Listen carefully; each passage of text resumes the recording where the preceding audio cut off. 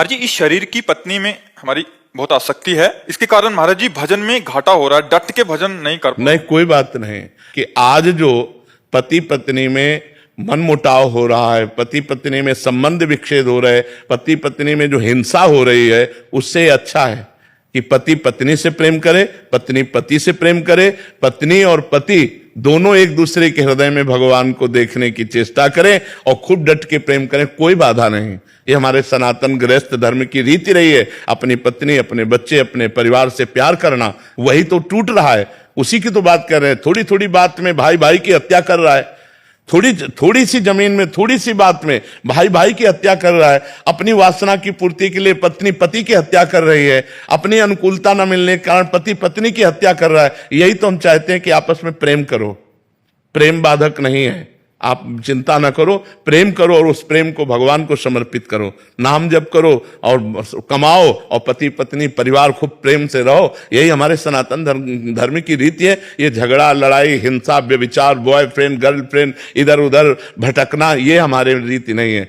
ब्रह्मचर्य से रहो। जब ब्याह हो जाए तो अपनी पत्नी में प्रेम करो, पति में प्रेम करो, और जो बच्चे हो उनको भगवान का स्वरूप मानो और नाम जप करो और मुक्त हो जाओ। ये तो गृहस्थ धर्म के लिए है, कोई बड़ी बात नहीं। आप नाम जप करो, प्यार से रहो, बहुत बढ़िया। कानों को यही सुनने को मिले कि हम अपने पति से बहुत प्यार करते हैं, हम अपनी पत्नी से बहुत प्यार करते हैं, तभी हमारा हृदय शीतल होगा। नहीं तो प्रायः ये सब जो गंदी बातें आ रही है हमारे धर्म का कलंक है, ये कलंक है, ये अच्छी बातें नहीं है। करण सिंह अटवानी जी, राधे राधे। महाराज जी आप कह रहे हैं कि आप बच्चों को पढ़ाई कराते हैं, उसमें इतना इन्वॉल्वमेंट हो जाता है कि जो नित्य नेम है वो कहीं ना कहीं बाधित होता है, इसलिए असंतुष्टता और मरने के बाद क्या होगा इसकी चिंता महाराज जी बहुत सताती है महाराज। तो हाँ, बिल्कुल होना चाहिए, ये तो बहुत बड़ी बात है।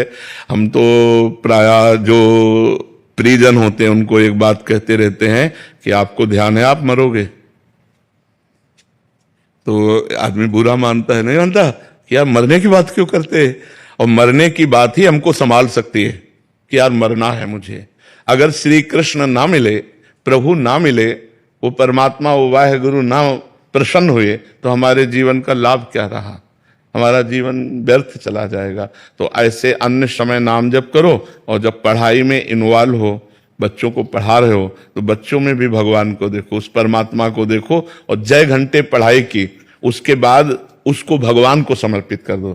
कि जैसे हमने 5 घंटे पढ़ाई करे, तो फिर 5 घंटे बाद हम हे प्रभु, हे करुणामय, हे वाहेगुरु, ये जो 5 घंटे हम विद्यार्थियों को पढ़ाते रहे, ये सेवा भी आपको समर्पित है। तो वो भी भजन बन जाएगी, कर्म समर्पण वो भजन बन जाएगा। और बीच बीच में नाम जप करते रहो। नाम जप निरंतर ना हो पावे तो जितना समय हमें मिले उतने समय को तो हम नाम जप में लगा दें, और शेष समय को भगवान को समर्पित कर दें, तो हमारा टोटल समय भगवान में चला जाएगा, इसलिए हमें भगवत प्राप्ति हो जाएगी। और ये पीड़ा होनी चाहिए, पर ये पवित्र हृदय में होती, सबके हृदय में नहीं होती। जो अपवित्र हृदय होते हैं उनको होता है, मरेंगे तो देखा जाएगा, लेकिन जो पवित्र हृदय होता है उसमें जलन होती है कि अगर इस जन्म में हम काम ना बना पाए तो अगले जन्म में पता नहीं कौन सी योनि हमें प्राप्त हो, क्या उस योनि में हमसे भजन होगा। मान लो हम पशु पक्षी बने, तो क्या उसमें हमसे भजन हो पाएगा, हमसे साधना हो पाएगी? नहीं, केवल कर्म भोग होगा। तो मानव जीवन प्राप्त करके हम इतना भगवत भजन करें कि इसी जन्म में हमें भगवत प्राप्ति हो जाए। भगवत प्राप्ति हो जाएगी, इस पर विश्वास। बिना प्रयास के हर समय भगवान का स्मरण रहना मतलब भगवत प्राप्ति के योग्य आप हो गए हैं। हर समय उठते बैठते चलते फिरते यदि हमारे भगवान की स्मृति है, बस भगवत प्राप्ति हो गई। तो संत महात्माओं का आदर और समस्त जीवों के प्रति भगवत भाव और नाम जप, इसी से भगवत प्राप्ति हो जाएगी। नामे रुचि, वैष्णव सेवा और जीवे दया, ये सबसे बड़ा कार्य है। अगर जीवे दया और नामे रुचि और वैष्णव सेवा, संत साधु सेवा और खूब नाम जप और सबके प्रति परोपकार की भावना, बस भगवान की प्राप्ति हो जाएगी। गृहस्थ धर्म में ज्यादा प्रपंच करने की जरूरत नहीं, नाम जप करो और अपने कर्म को भगवान को समर्पित कर दो, इसी से भगवत प्राप्ति हो जाए। पर आहार शुद्ध होना चाहिए। कई लोग भक्ति को तो करना चाहते हैं लेकिन आहार को नहीं सुधारना चाहते। आहार में जैसे मांस है, अंडा है, शराब है, ये गलत चीजें यदि आप खाओगे और सोचो कि हम भक्ति भी कर लेंगे तो असंभव। जैसा खाओ अन्न वैसा बने मन, तो इसलिए हम किसी जीव को दुख न दें।